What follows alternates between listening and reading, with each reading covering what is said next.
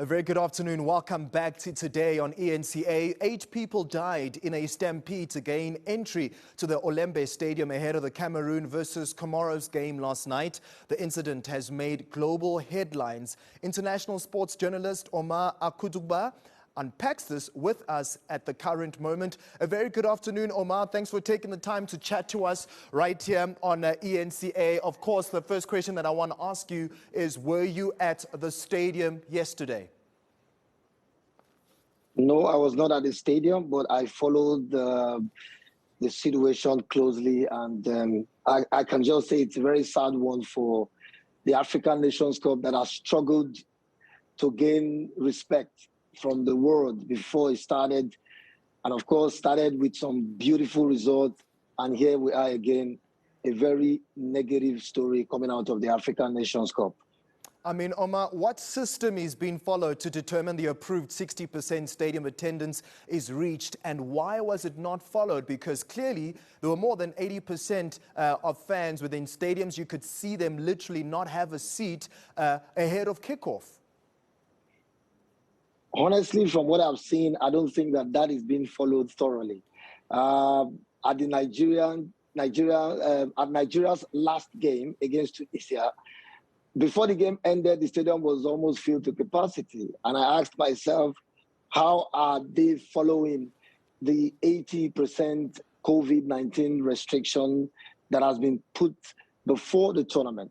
I don't think that has been followed. What I've seen so far, it's a case of absolute disorganization, and that is what played out yesterday at the Olembe Stadium, where we saw fans trying to squeeze through a narrow gate, and of course, a group of fans scrambling over the stadium fence with a police officer walking by. I mean, it says a lot about how we poorly manage crowds in Africa. And you know, this is not the first time this is happening. In 2000 Stadium, in particular, why wasn't the match stopped after this incident took place? Because I do understand that CAF is working with government and, of course, the local committee, but the matches still went on, and the stampede, as we're speaking about it today, was very tragic. Absolutely, and that's the high level of insensitivity from CAF, from the local organizing committee. Football is important, but life is much more important. If 8 persons could lose their lives trying to get into the stadium to watch a game, and that game could still be continued, it's a high level of insensitivity, and of course, it shows a lack of concern for those who have lost their lives and their families who are mourning right now. This is not a good sign, and it puts a very, very bad image on African football, on the organizers of football in Africa, and it says a lot about how we value lives in this part of the world. I mean, Omar, what can CAF do better? What can they do different so that they are not in the same position that they find themselves in like yesterday? Just before you answer that question, you had mentioned, of course, some examples where stadium stampedes have taken place. 2015, of course, in Egypt, 19 people passing away. The tragedy happening in South Africa, 1998 as well. I mean, of course, the spotlight now is over CAF. What can they do better? I think going forward, CAF has to train the security personnel as far as crowd management is concerned. That is a very key part of football. I cover football in Europe and around the world. I see the beautiful job they do in Europe in terms of crowd management. I see how they organize the crowd right before they enter the stadium, and it's something that Africa must learn from. CAF must put in place proper training for security personnel across Africa as far as big tournaments like this are concerned. I don't know what they have done before the tournament, during the tournament, as far as crowd management is concerned, before they enter the stadium, and it's something that Africa must learn from. CAF must put in place proper training for security personnel across Africa as far as big tournaments like this are concerned.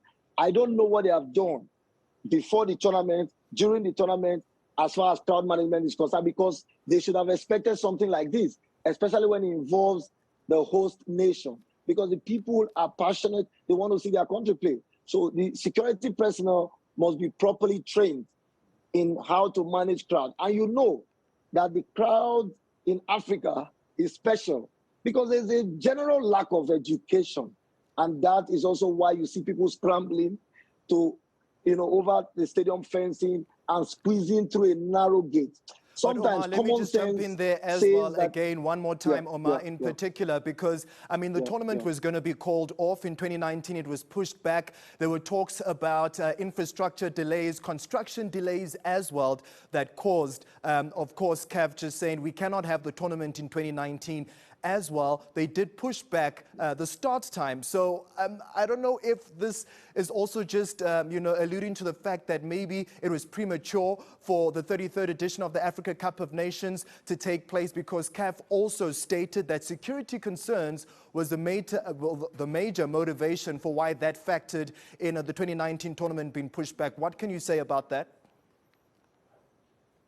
Well, I'm beginning to support the school of thought that it was premature to allow the tournament to go on.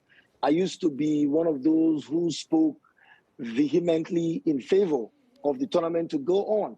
But I haven't been here and seen the collapse in infrastructure and the struggle to host the tournament. I'm beginning to have a rethink. And I want to say here that perhaps maybe the tournament could have been postponed. All right, Omar, just before the incident happened, there were a few casualties that were recorded. Can you confirm any more casualties? And in particular, the toddler that was trampled just before the incident, I believe there are reports suggesting that now the toddler is deceased. Can you confirm that? I have not gotten the latest report on that. I am still doing I'm still following the situation. So I would not be able to confirm that right now. All right, Omar, thank you very much for your time there. Just giving us an update, of course, after that tragic incident that took place. That's Oma Akatugba with his thoughts on last night's stampede ahead of an AFCON clash that was featuring the hosts, Cameroon. Back to you, Bradan.